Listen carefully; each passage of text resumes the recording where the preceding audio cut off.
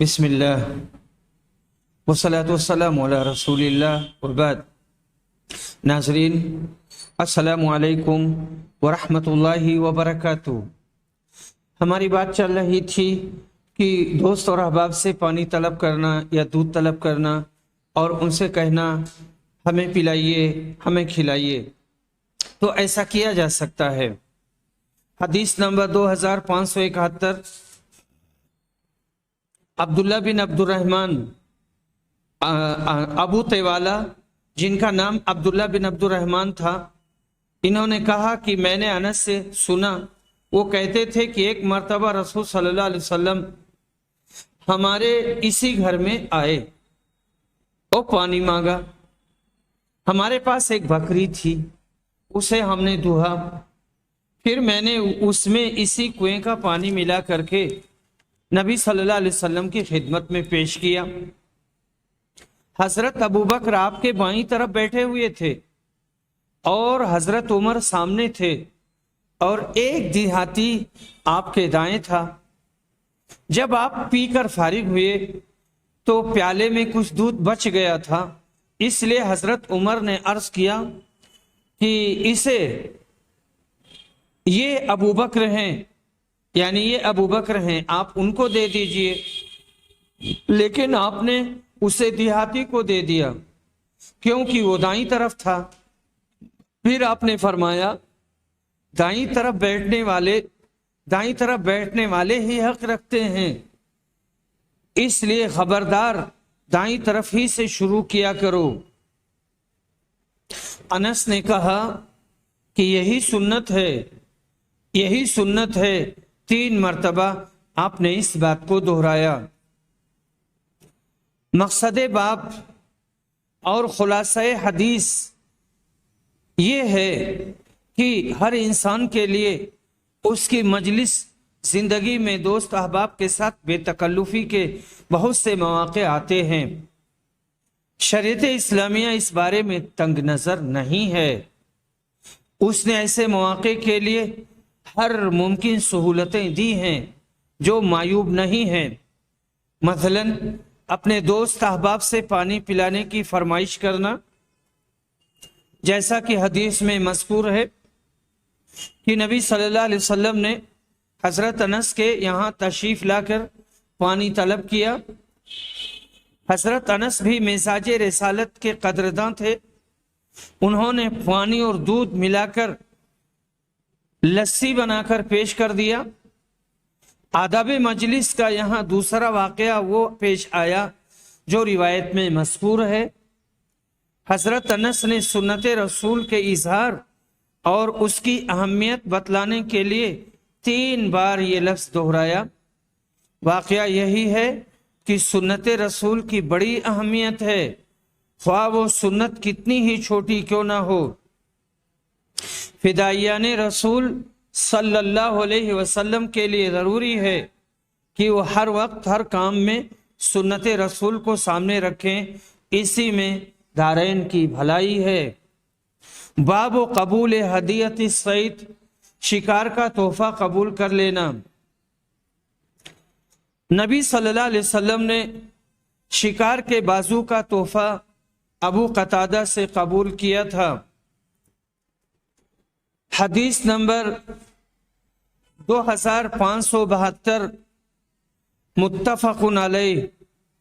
انس بن مالک بیان کرتے ہیں کہ مر الزہران نامی جگہ میں ہم نے ایک خرگوش کا پیچھا کیا، لوگ اس کے پیچھے دوڑے اور اسے تھکا دیا، اور میں نے قریب پہنچ کر اسے پکڑ لیا، پھر ابو طلحہ کے یہاں لایا، انہوں نے اسے ذبح کیا اور اس کے پیچھے کا یا دونوں رانوں کا گوشت نبی اکرم کی خدمت میں بھیجا۔ شعبہ نے بعد میں یقین کے ساتھ کہا کہ دونوں رانیں انہوں نے بھیجی تھیں، اس میں کوئی شک نہیں۔ حضور اکرم نے اسے قبول کر لیا۔ میں نے پوچھا اور اس میں سے آپ نے کچھ تناول بھی فرمایا تھا، کھایا بھی تھا؟ انہوں نے کہا کہ ہاں کچھ تناول فرمایا تھا. اس کے بعد پھر انہوں نے کہا کہ آپ نے وہ ہدیہ قبول فرما لیا تھا. حدیث نمبر 2573.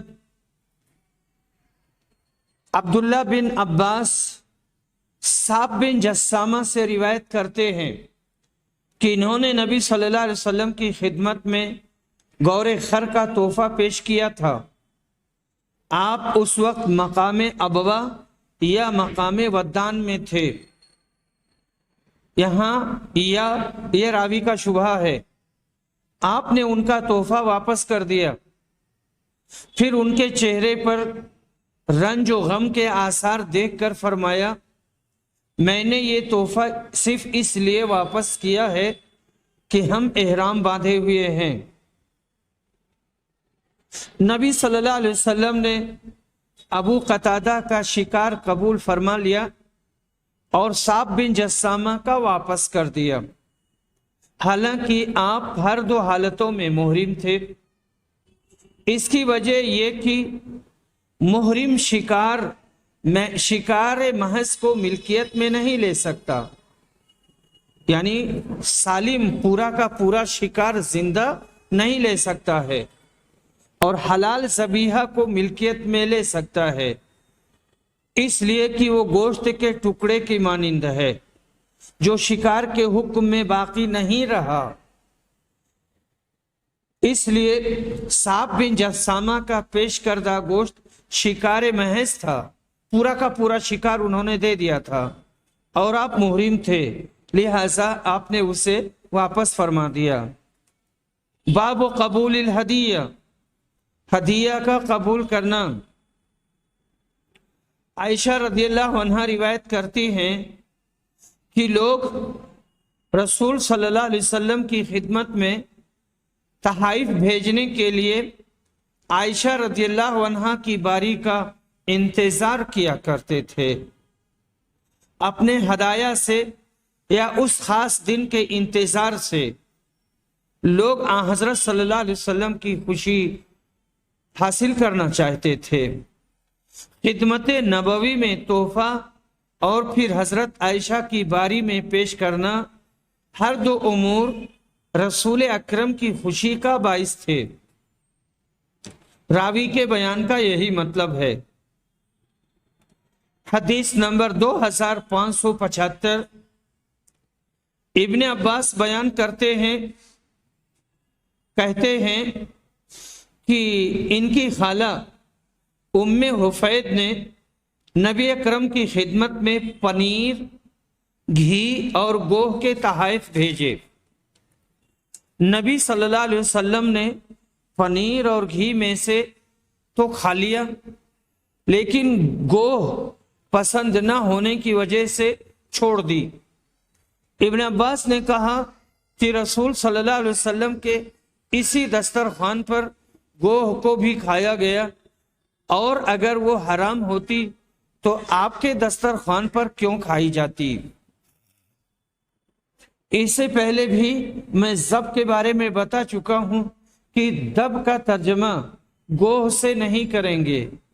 ذب یہ سانڈا ہے، اور اسی کو شاید یہاں پر ساہنا کہا گیا ہے، لیکن یہ گوہ نہیں ہے. البتہ میں نے ڈاکٹر فضل الرحمن المحمدی حفظہ اللہ سے پوچھا تھا کہ کیا اس کو کھا سکتے ہیں کہ نہیں کھا سکتے ہیں، یعنی گوہ کو. تو انہوں نے کہا کہ اس کی حرمت کی تو کوئی دلیل نہیں ہے، اسے ذبح کر کے کھا سکتے ہیں. سانڈا کو بھی کھائیں گے تو اسے ذبح کر کے کھائیں گے. سانڈا چھوٹا ہوتا ہے، چھوٹے چھوٹے ہوتے ہیں، اور بہت طاقت اور بہت اچھے ہوتے ہیں. ان کا تیل بہت قیمتی ہوتا ہے، اور سانڈا ایسا ہوتا ہے کہ یہ اپنے بچوں کو بھی کھا جاتا ہے جب اس کے انڈے پھوٹتے ہیں. نبی اکرم صلی اللہ علیہ وسلم نے ساہنا کا ہدیہ قبول تو فرما لیا، مگر خود نہیں کھایا. آپ کو یہ مرغوب نہ تھا. ہاں، آپ کے دسترخوان پر اسے صحابہ کرام نے کھایا، जो उसके हलाल होने की दलील है, मगर तबई कराहियत से कोई उसे न खाए तो गुनहगार ना होगा। हाँ, उसे हराम कहना गलत है। अल मुहद्दिसुल कबीर हजरतुल उस्ताद मौलाना अब्दुल रहमान मुबारक पूरी रहमहुल्लाह फरमाते हैं, उनकी इबारत का तर्जमा है, इब्ने खालवेह ने जिक्र किया है कि साहिना 700 साल तक जिंदा रहती है और वो पानी नहीं पीती और 40 दिन में सिर्फ एक कतरा पेशाब करती है और उसके दांत नहीं गिरते, बल्कि कहा जाता है कि उसके दांत एक ही क़िता की शक्ल में होते हैं और बाज का ऐसा भी कहना है कि इसका गोश्त प्यास को बुझा देता है। आगे हजरत मौलाना फरमाते हैं कि अल्लामा नववी कहते हैं, मुसलमानों का इजमा है कि साहिना हलाल है, यानी सांडा, मगर वो मकरूह नहीं है, मगर अबू हनीफा के असहाब इसे मकरूह कहते हैं। इन हजरात का ये कौल नुसूसे सरीहा के खिलाफ होने की वजह से नाकाबिले तस्लीम है, इनकी बात नहीं मानी जाएगी। तिरमिज़ी की रिवायत अन इब्न उमरा में साफ मौजूद है कि रसूल सल्लल्लाहु अलैहि वसल्लम ने फरमाया, ला आकुलुहु वला उहर्रिमुहु, ना मैं इसे खाता हूँ और ना हराम करार देता हूँ। इस हदीस के ज़ैल में इमाम तिरमिज़ी फरमाते हैं कि सांडा के बारे में अहले इल्म ने इख्तिलाफ किया है, बस असहाबे रसूल सल्लल्लाहु अलैहि वसल्लम में से बाज़ ने इसके लिए रुख्सत दी है और इनके अलावा दूसरे अहले इल्म ने भी, और बाज़ ने इसे मकरूह कहा है। और हज़रत इब्न अब्बास से मरवी है कि रसूल करीम सल्लल्लाहु अलैहि वसल्लम के दस्तरख्वान पर साहिना का गोश्त खाया गया, मगर आपने तबई कराहियत की बिना पर नहीं खाया। मौलाना मुबारक पूरी फरमाते हैं, जुमहूर का कौल हिल्लत ही के लिए, जुमहूर का कौल हिल्लत ही के लिए है और यही कौल राजे है जिस पर फतवा दिया गया है। और इस मसलक पर हजरत मौलाना मरहूम ने 8 अहादीस व आसार नकल फरमाए हैं और मकरूह कहने वालों के दलाइल पर बतरीक़े अहसन तबसरा फरमाया है। तफसील के लिए देखें तोहफतुल अहवज़ी जिल्द नंबर 3 सफ़ा नंबर 73-74, हदीस नंबर 2576। अबू हुरैरा रज़ियल्लाहु अन्हु रिवायत करते हैं, कहते हैं कि रसूल सल्लल्लाहु अलैहि वसल्लम की खिदमत में जब कोई खाने की चीज़ लाई जाती तो आप दरियाफ्त फरमाते और पूछते, ये तोहफा है या सदका। अगर कहा जाता कि सदका है तो आप अपने असहाब से फरमाते, खाओ, तुम लोग खाओ, आप खुद न खाते। और अगर कहा जाता कि तोहफा है तो आप खुद भी हाथ बढ़ाते और सहाबा के साथ उसे तनाउल फरमाते। सदक़े को इसलिए न खाते कि ये आपके लिए और आपकी आल के लिए हलाल नहीं, और इसमें बहुत से मसाले आपके पेशे नज़र थे जिनकी बिना पर आपने अमवाले सदक़ात को अपने और अपनी आल के लिए खाना नाजायज़ करार दिया। लोग मुख्तलिफ किस्म के इल्ज़ामात भी तराशते कि लोगों के मालों से ज़कात ली जाती है, जानवर ज़कात के तौर पर लिए जाते हैं, सोना चांदी, और ये खुद इस्तेमाल करते हैं या इनके ख़ानदान वाले इस्तेमाल करते हैं। मुख्तलिफ किस्म की बातें लोग कह सकते थे। नबी सल्लल्लाहु अलैहि वसल्लम ने इसी वजह से या कोई और सबब रहा हो, अपने ऊपर और कुरैश के ऊपर उसे हराम करार दिया। 2577 अनस बिन मालिक रिवायत करते हैं कि नबी सल्लल्लाहु अलैहि वसल्लम के पास एक बार गोश्त लाया गया और ये बताया गया کہ یہ وہ گوشت ہے جسے صدقہ کے طور پر بریرہ کو دیا گیا تھا۔ آپ نے فرمایا ان کے لیے یہ صدقہ ہے اور ہمارے لیے جب ان کے یہاں سے پہنچا تو ہدیہ ہے۔ ملکیت بدل گئی، بیت المال سے نکلا اور بریرہ کے پاس گیا، اب وہ بریرہ کی ملکیت میں ہو گیا۔ انہوں نے اس کو ذبح کیا، ذبح کر کے رسول صلی اللہ علیہ وسلم کو دیا، اب یہ تحفہ ہو گیا۔ محتاج مسکین جب صدقہ یا زکوٰۃ کا مالک بن چکا تو اب وہ مختار ہے، جسے چاہے کھلائے، جس کو چاہے دے۔ امیر یا غریب کو اس کا تحفہ قبول کرنا جائز ہوگا۔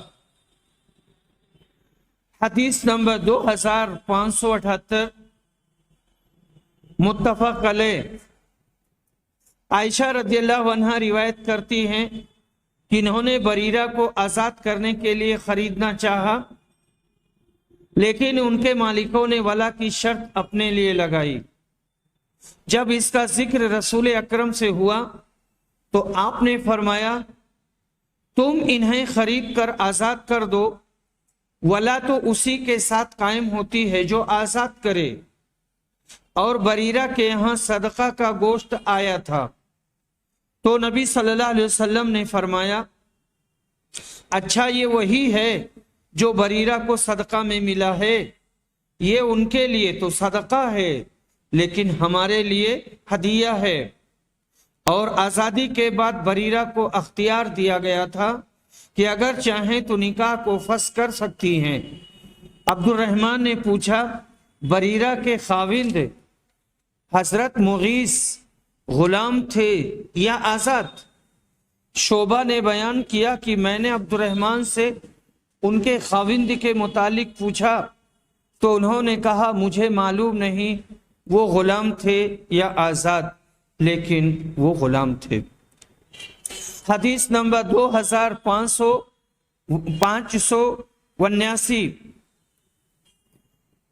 حفصہ بنت سیرین ام عطیہ سے روایت کرتی ہیں کہ کہتی ہیں کہ نبی صلی اللہ علیہ وسلم عائشہ کے یہاں آئے اور پوچھا کوئی چیز کھانے کے لیے ہے؟ انہوں نے کہا کہ ام عطیہ کے یہاں جو آپ نے صدقہ کی بکری بھیجی تھی اس کا گوشت انہوں نے ارسال کیا ہے، اس کے سوا اور کچھ نہیں ہے۔ آپ نے فرمایا وہ اپنی جگہ پہنچ چکی، وہ حلال ہے، ان کے لیے صدقہ تھا اور ہمارے لیے وہ تحفہ اور ہدیہ ہو گیا۔ اس کا کھانا اب ہمارے لیے جائز ہے، کیونکہ مسئلہ یہ ہے کہ صدقہ زکوٰۃ وغیرہ جب کسی مستحق شخص کو دے دیا جائے تو وہ اب جس طرح چاہے اسے استعمال کر سکتا ہے۔ وہ چاہے کسی امیر غریب کو کھلا بھی سکتا ہے، بطور تحفہ دے بھی سکتا ہے۔ اب وہ اس کا ذاتی مال ہو گیا، وہ اس کا مالک بن گیا، اس کو خرچ کرنے میں اتنی ہی آزادی ہے جتنی کی مالک کو ہوتی ہے۔ غریب آدمی کی دلجوئی کے لیے اس کا ہدیہ قبول کر لینا اور بھی موجب ثواب ہے۔ باب من اہدى الى صاحبہ وتحرى بعد نسائہ دون بعد، اپنے کسی دوست کو خاص اس دن تحفہ بھیجنا جبکہ وہ اپنی کسی خاص بیوی کے پاس ہو۔ عائشہ رضی اللہ عنہا روایت کرتی ہیں کہ لوگ تحائف بھیجنے کے لیے میری باری کا انتظار کیا کرتے تھے، اور ام سلمہ نے کہا میری سوکنیں جمع تھیں، یعنی امہات المومنین۔ اس وقت انہوں نے نبی اکرم سے بطور شکایت لوگوں کی اس روش کا ذکر کیا کہ لوگ انہی کی باری میں کیوں بھیجا کرتے ہیں اور دوسروں کی باریوں میں کیوں نہیں بھیجتے، تو آپ نے انہیں کوئی جواب نہیں دیا، اس لیے کہ صحابہ اپنی مرضی کے مختار تھے، اپنے من کے مالک تھے، آپ کے مزاج شناس تھے، وہ از خود ایسا کرتے تھے، پھر انہیں روکا کیوں کر جا سکتا تھا؟ کاہے کو روکتے کہ وہ دوسروں کی باری میں بھی دیا کریں؟ وہ اپنی مرضی سے بھیجا کرتے تھے۔ حضرت عائشہ رضی اللہ عنہا روایت کرتی ہیں کہ نبی صلی اللہ علیہ وسلم کی ازواج دو گروہوں میں تھی، ایک میں عائشہ، حفصہ، صفیہ اور سودا، اور دوسرے گروپ میں ام سلمہ اور بقیہ تمام ازواج مطہرات تھیں۔ مسلمانوں کو رسول اللہ صلی اللہ علیہ وسلم کی عائشہ کے ساتھ محبت کا علم تھا کہ رسول صلی اللہ علیہ وسلم ان کو بے پناہ چاہتے ہیں، ان کے علم کی وجہ سے، ان کی صلاحیت کی وجہ سے۔ اس لیے جب کسی کے پاس کوئی تحفہ ہوتا اور وہ رسول اکرم کی خدمت میں پیش کرنا چاہتا تو انتظار کرتا، جب رسول صلی اللہ علیہ وسلم کی عائشہ کے گھر کی باری ہوتی تو تحفہ دینے والے صاحب اپنا تحفہ آپ کی خدمت میں بھیجتے۔ اس پر ام سلمہ کی جماعت کی ازواج مطہرات نے آپس میں مشورہ کیا اور ام سلمہ سے کہا کہ وہ رسول اللہ صلی اللہ علیہ وسلم سے بات کریں تاکہ آپ لوگوں سے فرما دیں کہ جسے آپ کے یہاں تحفہ بھیجنا ہو وہ جہاں بھی آپ ہوں وہیں بھیج دیا کریں، جسے آپ کے یہاں وہیں بھیج دیا کریں۔ چنانچہ ان ازواج کے مشورہ کے مطابق انہوں نے رسول اللہ صلی اللہ علیہ وسلم سے کہا، لیکن آپ نے انہیں کوئی جواب نہیں دیا۔ پھر ان خواتین نے پوچھا تو انہوں نے بتا دیا کہ مجھے آپ نے کوئی جواب نہیں دیا۔ ازواج مطہرات نے کہا کہ پھر ایک مرتبہ کہو۔ انہوں نے بیان کیا، پھر جب آپ کی باری آئی تو دوبارہ انہوں نے آپ سے عرض کیا، اس مرتبہ بھی آپ نے جواب نہیں دیا۔ جب ازواج نے پوچھا تو انہوں نے پھر وہی بتایا کہ آپ صلی اللہ علیہ وسلم نے مجھے اس کا کوئی جواب نہیں دیا۔ ازواج نے اس مرتبہ ان سے کہا کہ آپ کو اس مسئلہ پر بلواؤ، آپ کو اس مسئلہ پر بلواؤ تو صحیح۔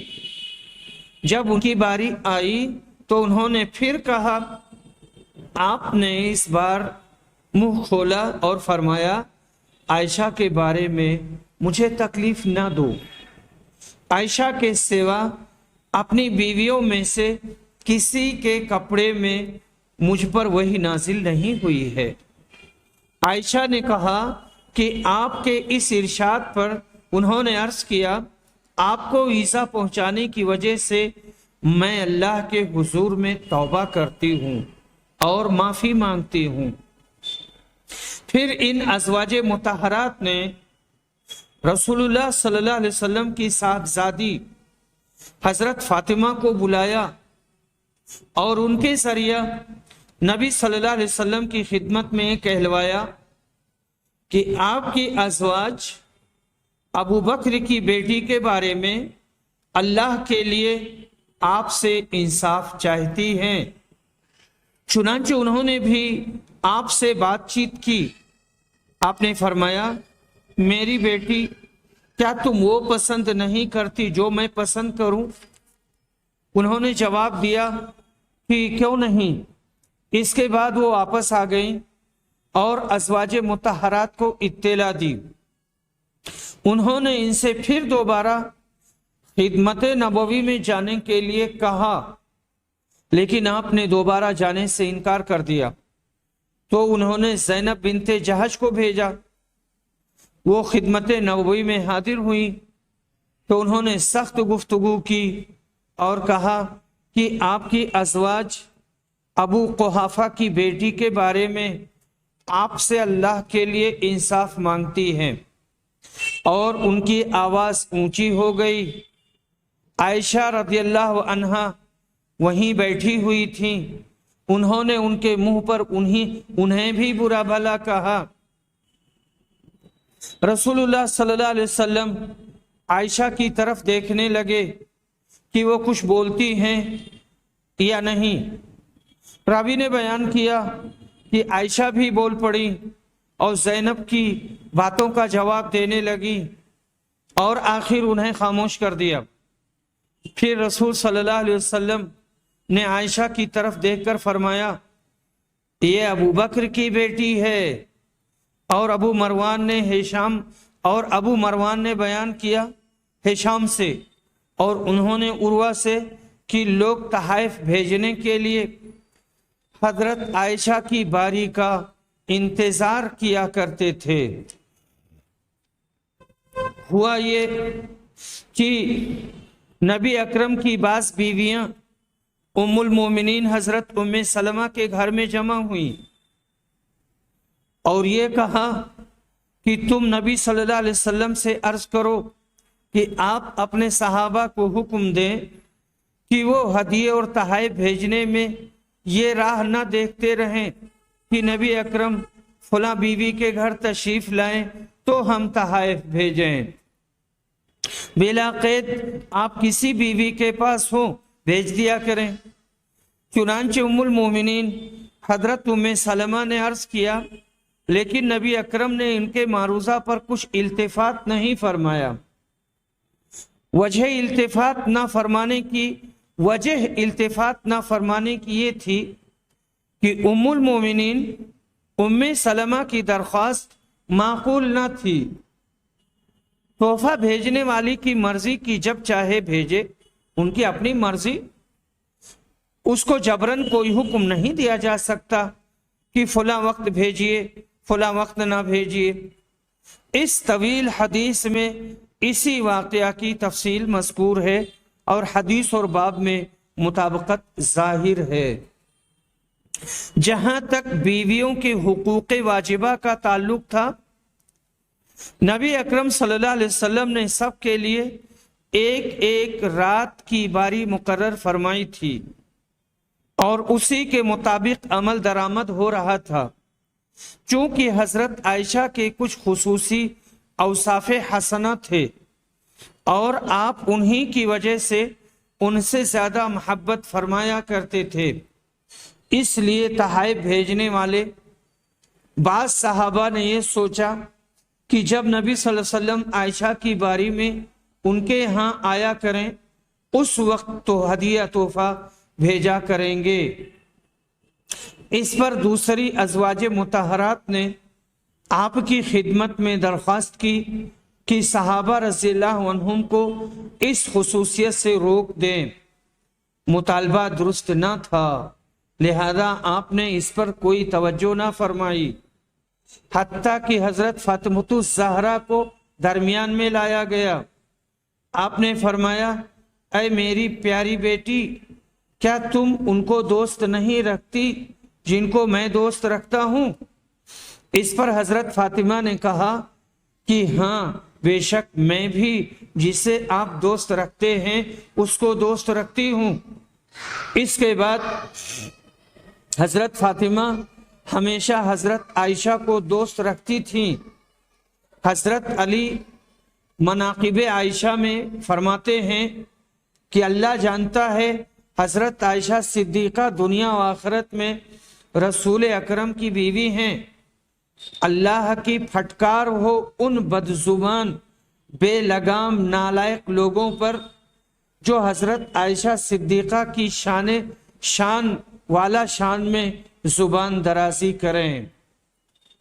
حضرت عائشہ صدیقہ کی فضیلت کے لیے اتنا ہی کافی ہے کہ وہ سیدنا حضرت ابو بکر کی صاحبزادی ہیں، اور جس طرح حضرت صدیق اکبر صحابہ کرام میں زیادہ علم و فضل رکھتے تھے، ویسے ہی ان کی صاحبزادی بھی عورتوں میں عالمہ اور فاضلہ اور مقررہ تھیں۔ ہزاروں اشعار ان کو برزباں یاد تھے، فصاحت اور بلاغت میں ان کا کوئی مثیل نہ تھا۔ اور سب سے بڑی فضیلت یہ کہ سرکار رسالت نے ان کو بہت سی خصوصیات کی بنا پر اپنی خاص رفیق حیات قرار دیا۔ حضرت جبریل نے آپ کا خاص اکرام کیا، امام بخاری اس طویل حدیث کو یہاں اس لیے لائے کہ باب کا مضمون اس سے صراحتاً ثابت ہوتا ہے کہ کوئی شخص اپنے کسی خاص دوست کو تحفے تحائف اس کی خاص بیوی کی باری میں پیش کر سکتا ہے۔ باب ما لا يرد من الہدیہ، جو تحفہ واپس نہ کیا جائے اس کا بیان۔ شاید امام بخاری رحمہ اللہ نے اس روایت کی طرف اشارہ فرمایا ہے جس کو ترمذی نے ابن عمر سے روایت کیا ہے کہ تحفہ کی 3 چیزیں رد نہ کی جائیں: تکیہ، تیل اور دودھ۔ ترمذی نے کہا تیل سے خوشبو مراد ہے۔ دوسری حدیث ابو ہریرہ سے بھی یہی ہے کہ خوشبو کو نہ رد کیا جائے۔ فدائیانی سنت رسول صلی اللہ علیہ وسلم کے لیے ضروری ہے کہ وہ آپ کے اسوہ حسنہ کو اپنا لائحہ عمل بنائیں۔ عزرا بن ثابت انصاری روایت کرتے ہیں کہ میں ثمامہ بن عبداللہ کی خدمت میں حاضر ہوا تو انہوں نے مجھے خوشبو عنایت فرمائی اور بیان کیا کہ انس رضی اللہ عنہ خوشبو کو واپس نہیں کرتے تھے۔ ثمامہ نے کہا انس کا گمان تھا کہ نبی صلی اللہ علیہ وسلم خوشبو کو واپس نہیں فرمایا کرتے تھے۔ باب من رأى الہبۃ الغائبۃ جائزہ، اس کا بیان جس کا یہ ماننا ہے کہ غائب چیز کا ہیبہ کرنا درست ہے، یعنی جو چیز ہیبہ کے وقت حاضر نہ ہو۔ باب کی حدیث سے یہ مطلب اس طرح نکلا کہ قیدی اس وقت نبی صلی اللہ علیہ وسلم کے پاس حاضر نہ تھے مگر آپ نے حوازن فتح کرنے والوں کو ہیبہ کر دیے۔ بعض نے کہا ہیبہ غائب سے مراد یہ ہے کہ موہوب لہو غائب ہو، جیسے حوازن کے لوگ اس وقت حاضر نہ تھے لیکن آپ نے ان کے قیدی ان کو ہیبہ کر دیے۔ یہ سب درست ہے۔ حدیث نمبر 2583 2584، مسور بن مخرمہ اور مروان بن حکم نے عروہ کو بتایا کہ جب قبیلے حوازن کا وفد نبی صلی اللہ علیہ وسلم کی خدمت میں حاضر ہوا تو آپ نے لوگوں کو خطاب فرمایا اور اللہ کی شان کے مطابق تعریف کے بعد کہا، اما بعد، یہ تمہارے بھائی توبہ کر کے ہمارے پاس آئے ہیں اور میں یہی بہتر سمجھتا ہوں کہ ان کے قیدی انہیں واپس کر دیے جائیں۔ اب جو شخص اپنی خوشی سے قیدیوں کو واپس کرنا چاہے وہ واپس کر دے، اور جو یہ چاہے کہ انہیں ان کا حصہ ملے تو وہ بھی واپس کر دے، اور ہمیں اللہ تعالیٰ اس کے بعد سب سے پہلی جو غنیمت دے گا اس میں سے ہم اسے معاوضہ دے دیں گے، اس کا بدل دے دیں گے۔ لوگوں نے کہا ہم آپ اپنی خوشی سے ان کے قیدی واپس کر کے آپ کا ارشاد تسلیم کرتے ہیں اور آپ کی بات مان رہے ہیں۔ مسور بن مخرمہ، ان کی کنیت ابو عبد الرحمن ہے، زہری اور قریشی ہیں، عبد الرحمن بن عوف کے بھانجے ہیں۔ ہجرت نبوی کے 2 سال بعد مکہ میں ان کی پیدائش ہوئی۔ ذی الحجہ 8 ہجری میں مدینہ منورہ پہنچے۔ وفات نبوی کے وقت ان کی عمر صرف 8 سال تھی۔ انہوں نے نبی اکرم صلی اللہ علیہ وسلم سے حدیث کی سماعت کی ہے اور ان کو یاد رکھا ہے۔ بڑے فقیہ اور افضل اور دیندار تھے۔ عثمان رضی اللہ عنہ کی شہادت تک مدینہ ہی میں مقیم رہے۔ ان کی شہادت مکہ میں ان کی شہادت کے بعد مکہ منتقل ہو گئے اور معاویہ کی وفات تک وہیں مقیم رہے۔ انہوں نے یزید کی بیعت کو پسند نہیں کیا، لیکن پھر بھی مکہ ہی میں رہے جب تک کہ یزید نے لشکر بھیجا اور مکہ کا محاصرہ کر لیا۔ اس وقت ابن زبیر مکہ ہی میں موجود تھے، چنانچہ اس محاصرہ میں مسور بن مخرمہ کو بھی منجنیق سے پھینکا ہوا ایک پتھر لگا۔ یہ اس وقت نماز پڑھ رہے تھے، اس پتھر سے ان کی شہادت واقع ہوئی۔ یہ واقعہ ربیع الاول سن 64 ہجری کی چاند رات کو ہوا تھا۔ ان سے بہت سے لوگوں نے روایت کی ہے۔ وآخر دعوانا الحمد للہ رب العالمین۔